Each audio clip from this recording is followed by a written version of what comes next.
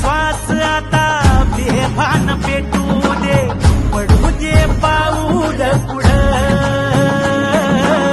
सरी काट पाया खाली लाख येळा येऊ दे, पडू दे पाऊल पुढं. मोठी लढाई र लढू मातीसाठी र गड्या, मनगटाच जोर लावून